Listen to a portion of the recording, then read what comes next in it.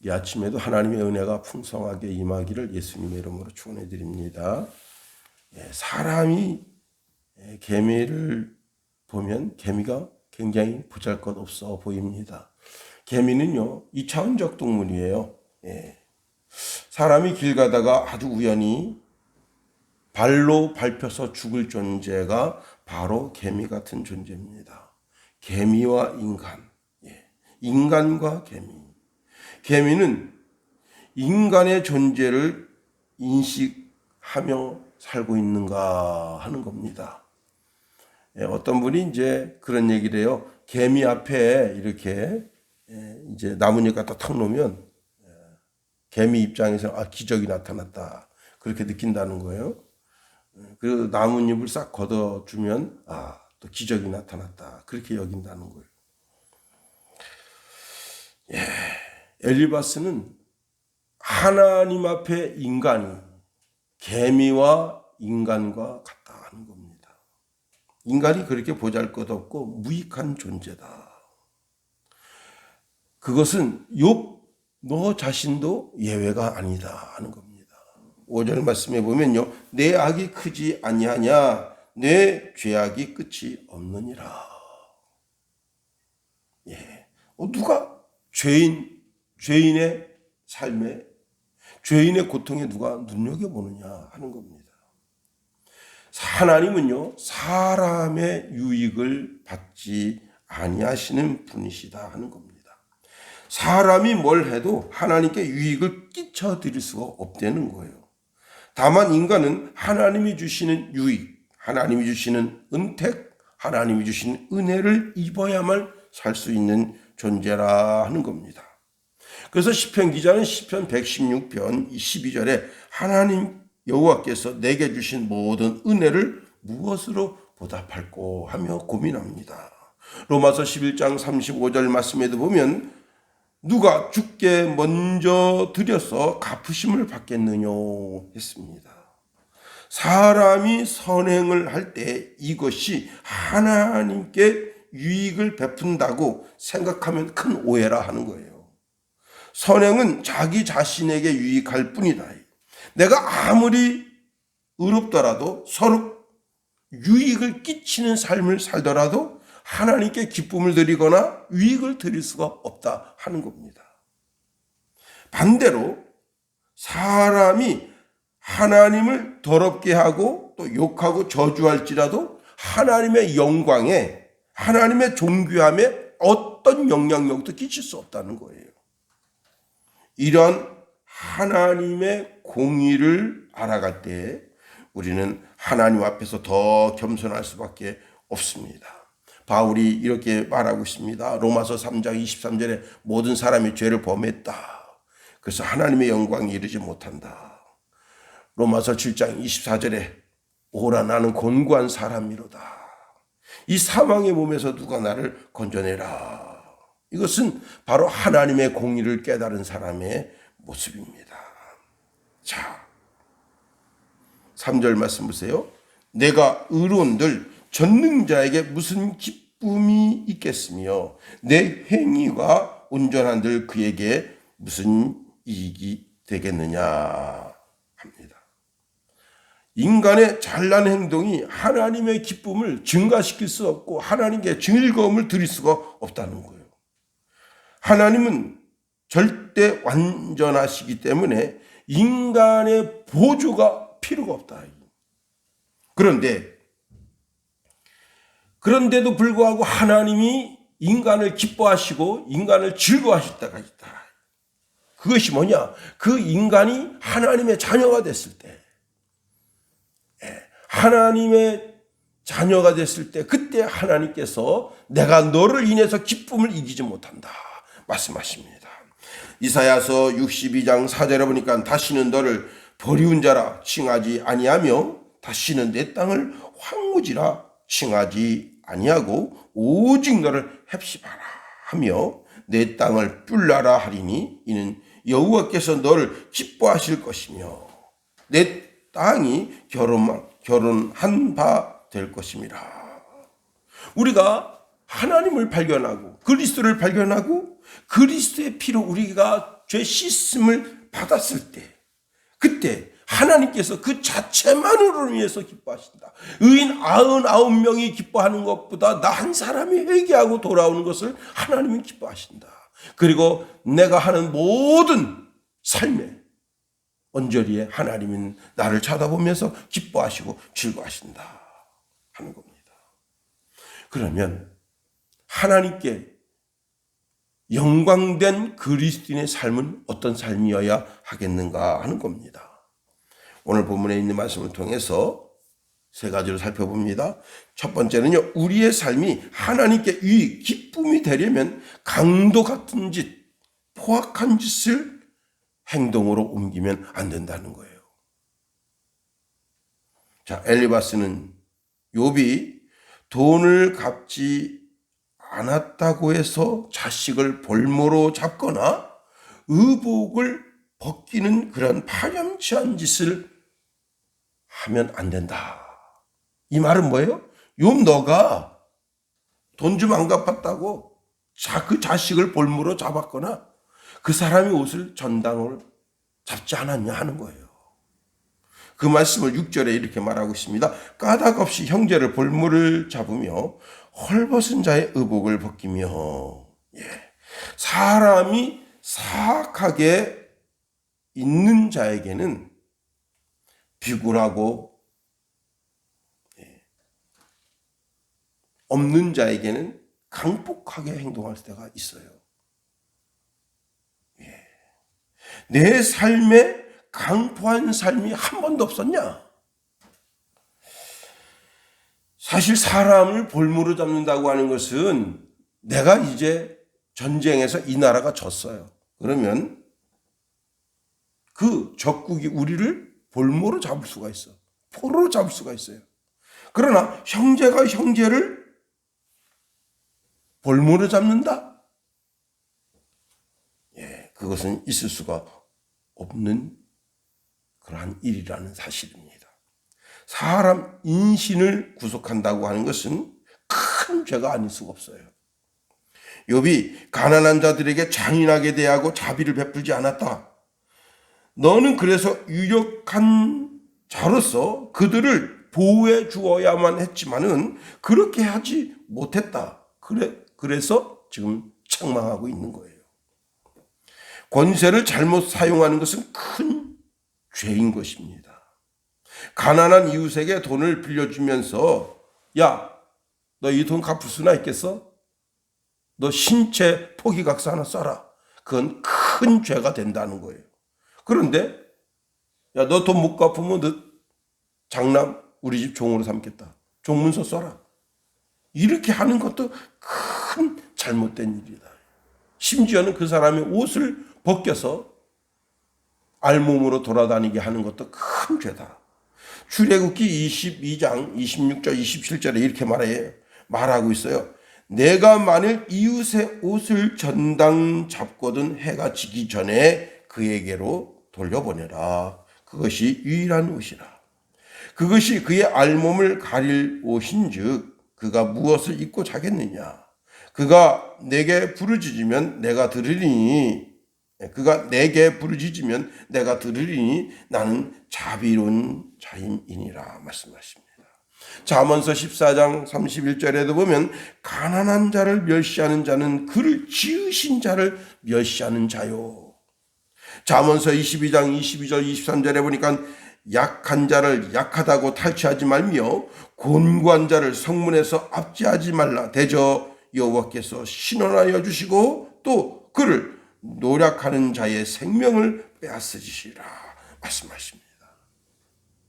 마지막 날 심판대 앞에 섰을 때 그리스도가 나를 변호하기를 이렇게 변호합니다.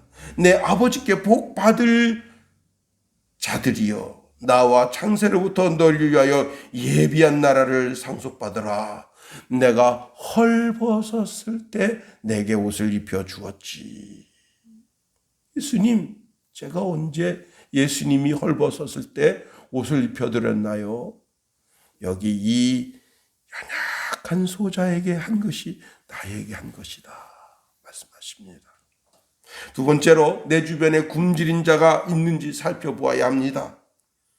이것이 하나님께 유익을 드리는 것이고 하나님을 기쁘시게 해 드리는 일이 될 수 있다고 하는 겁니다. 이웃을 강도로 만드는 아주 쉬운 일이 있어요. 그게 뭐냐? 3일 굶겨요. 즉 사회적인 모든 법을 동원해서 그 사람을 쫄딱 망하게 만드는 겁니다. 그러면요, 그 사람이 며칠 굶주립니다. 그럼 강도가 되지 않은 사람이 없어요. 살인도 서슴지 않고 합니다.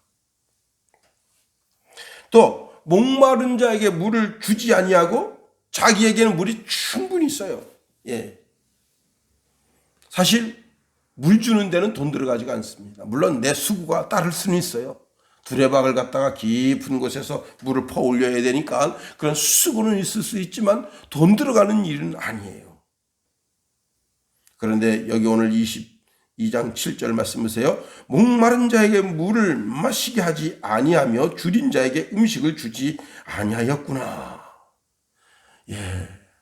한여름날 냉수 한 그릇 그냥 깊은 데서 쫙 두레박으로 탁 해서 아유 생수 드세요. 참 그동안 갈증이 한 방에 그냥 싹 밀려 내려가는 것 같습니다. 그런데 여름날 냉수 한 그릇을 그리스도 이름으로 대접하면 그 상을 잃지 않겠다고 예수님이 친히 말씀하셨습니다. 예, 박절하게 대할 일 없다 하는 거예요. 박절하게. 며칠 굶주려서 배고픕니다. 근데 그 사람에게 음식을 나눠주지 않습니다. 그리스도인의 경건의 삶이 금식에만 있지 않다는 거예요. 이웃을 돌보는 그런 자비를 베푸는 삶도 그리스도인의 경건이라 하는 사실입니다.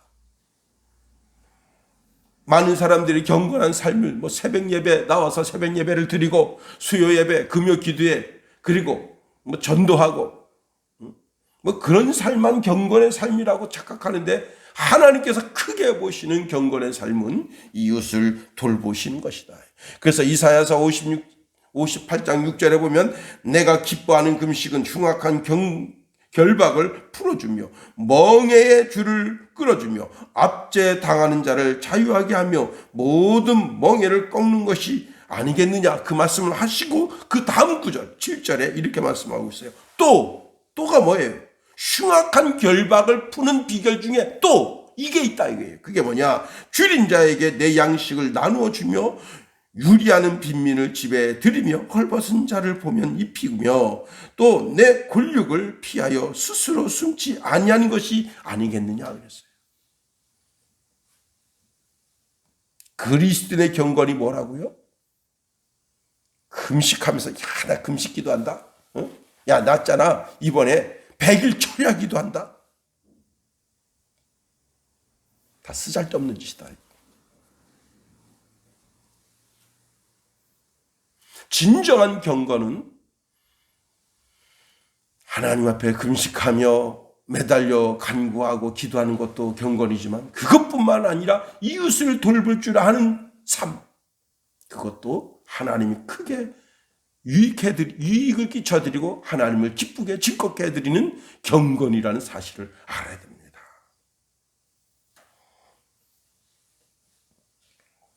자, 오늘 본문의 말씀에 보면 9절에 너는 과부를 빈손으로 돌려보내며 고아의 팔을 꺾었지? 라고 묻는 거예요. 마태복음 25장에 보면 저주를 받고 지옥에 들어가는 인생들에게 그리스도께서 책망하십니다. 내가 줄일 때에 너희가 먹을 것을 주지 아니하였고 목마를 때에 마시게 하지 아니하였다. 너들은 영벌에 들어가라. 예수여, 우리가 언제 예수님이 목말라 하실 때 마실 것을 드리지 않았고 예수께서 굶주릴 때 먹을 걸 드리지 않았습니까? 예수님이 밝히 말씀하십니다. 여기 소자 하나에게 하지 않은 것이 곧 나에게 하지 않은 것이다. 세 번째로 가난한 자는 더 가난하여지고 부자는 더 부자가 되는 사회적인 시스템을 하나님이 미워하신다는 사실입니다. 모름지기 이 지도자는요, 윤석열 씨 잘 들으세요. 혹시 유튜브 보면 모름지기 지도자란 모든 사람이 다 잘 살도록 해다고 어려운 형편에 있는 사람을 돌아보고 살아갈 수 있는 길을 마련해 줘야 돼요.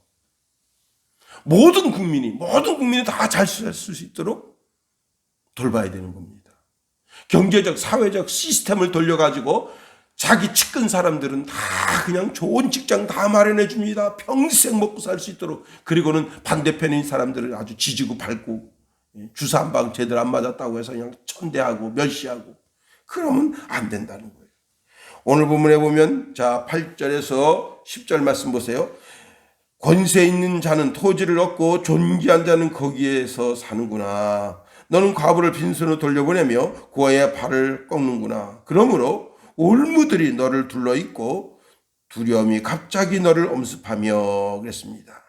여기 권세라고 하는 것은 팔에 힘이 들어가 있다 그런 뜻이에요. 팔에 힘이 들어가 있다. 근데 우리 표현으로 빌리면 뭐예요? 어깨에다 막 용문신하고 그리고 아니 벌건 대낮에 티셔츠 단정하게 입고 살아도 되는데 일부러 그냥 쫄티 있잖아요. 쫄티. 그 입는데 왜 쫄티를 입는가 하면 여기 용문신 보여주려고 어깨에다 힘주고 그냥 손에 뭐 무슨 나뭇가지 하나 들고서는 의시되며 다니는 그런 권세. 욥이 그런 권세, 이 엘리바스가 말하는 거예요. 너가 그런 권세 있는 자들을 도와주지 않았니? 혹시 너가 그 짓 하지 않았어? 그 말을 지금 8절에서 하고 있는 거예요. 너가 권세 있는 자처럼 어깨에다 힘을 주고는 아주 연약한 사람들의 토지를 뺏지 않았냐 이거예요. 너 스스로가 너 자신이 존귀한 자가 되지 않았냐 이거예요. 응? 그렇습니다. 자, 욥은 나는 그런 사람이 아니에요 라고 욥기서 31장 21절 23절에 말하고 있어요. 나를 도와주는 자가 성문에 있음을 보고 내가 손을 들어 구하를 쳤던가? 그리하였으면 내 어깨뼈에서 떨어지고 내 팔뼈가 부러짐이 마땅하니라. 나는 하나님의 재앙을 심히 두려워하고 그의 위엄을 인하여 아무것도 할 수 없느니라. 나는 그런 삶을 살지 않았다. 하나님께서 욥을 왜 주의해서 주목해서 보신 거예요? 자, 자녀의 생일 잔치자리가 됐어요. 자녀들이 그냥 하하호 하하 웃어가면서 술도 마시고 떡도 먹고 여흥을 즐깁니다. 그런데 사람이 술 마시면 반드시 실수한다. 그래서 그 이튿날 어떻게 했어요? 그 자녀들 숫자대로 하나님 앞에 번제를 드리면서 하나님 어제 생일 잔치한다고 하하호하호 하면서 혹시 하나님과 사람 앞에 죄를 진 것이 있다면 용서해 주시옵소서. 그리고 그 종들을 불러서 얘들아 혹시 어제 실수해서 너희들 삶에 마음을 아프게 하고 마음을 다치게 한 것이 있거든 다 용서해 주라. 범사가 그랬다. 범사가.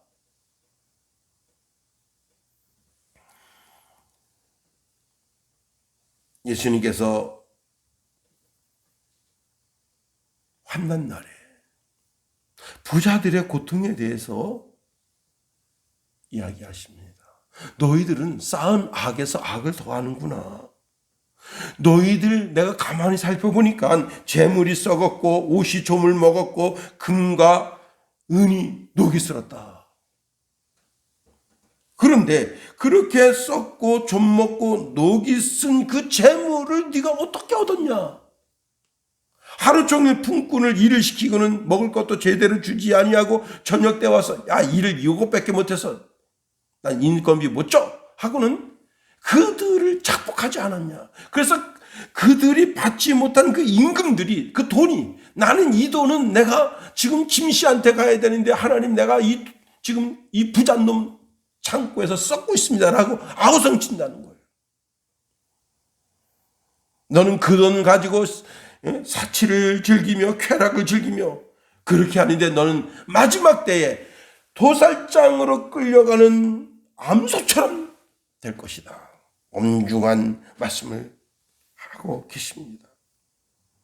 여러분, 고아와 과부를 압제하는 것, 고아와 과부는 꼭 고아와 과부만을 말하는 것이 아니에요. 이 시대의 연약한 사람들을 말하는 거예요. 그들을 압제하는 것은 나 자신이 사단의 사자라고 하는 것을 자처하는 것이다. 고아와 과부를 압제하는 것은 하나님을 압제하는 것과 같다는 거예요. 야고보서 1장 27절에 보니까 하나님 아버지 앞에서 정결하고 더러움이 없는 경건은 곧 고아와 과부를 환난 중에 돌보고 또 자기를 지켜 새 속에 물들지 아니하는 것이니라 말씀합니다. 우리가 마지막 날 백보자 심판대 앞에 섰을 때 그때 하나님의 긍휼이 있는 심판을 받기를 원한다면 긍휼을 행하라. 예수님 말씀하시는 황금률, 대접을 받고자 하는 자마다 먼저 대접하라. 야고보서 2장 13절에 보니까 긍휼을 행하지 아니하는 자는 긍휼 없는 심판이 있으리라. 긍휼은 심판을 이기고 자랑하느니라. 하나님의 심판이 엄중하고 무섭고 고통스럽지만 자비를 베푸는 삶, 긍휼을 베푸는 삶, 그것은 하나님의 심판을 이긴다. 오늘도 우리가 하루를 지나갑니다. 어떻게 우리가 하나님께 유익을 끼쳐드릴 수 있겠어요? 어떻게 하나님의 즐거움과 기쁨이 될 수 있겠어요? 내가 그리스도 예수를 구주로 영접하고 내 삶을 통해서 선행을 이루어 나갈 때, 즉 이웃을 내 몸과 같이 사랑하는 실천을 할 때 그때 하나님께서 기뻐하시고 즐거워하신다. 오늘 이 하루도 하나님께 기쁨을 드리는, 즐거움을 드리는 우리가 다 되기를 예수님의 이름으로 축원해 드립니다. 주기도문 하겠어요. 하늘에 계신 우리 아버지, 아버지의 이름을 거룩하게 하시며 아버지의 나라가 오게 하시며 아버지의 뜻이 하늘에서와 같이 땅에서도 이루어지게 하소서. 오늘 우리에게 일용할 양식을 주시고 우리가 우리에게 잘못한 사람을 용서하여 준 것 같이 우리 죄를 용서하여 주시고 우리 시험에 빠지지 않게 하시고 악에서 구하소서. 나라와 권능과 영광이 영원히 아버지의 것입니다. 아멘.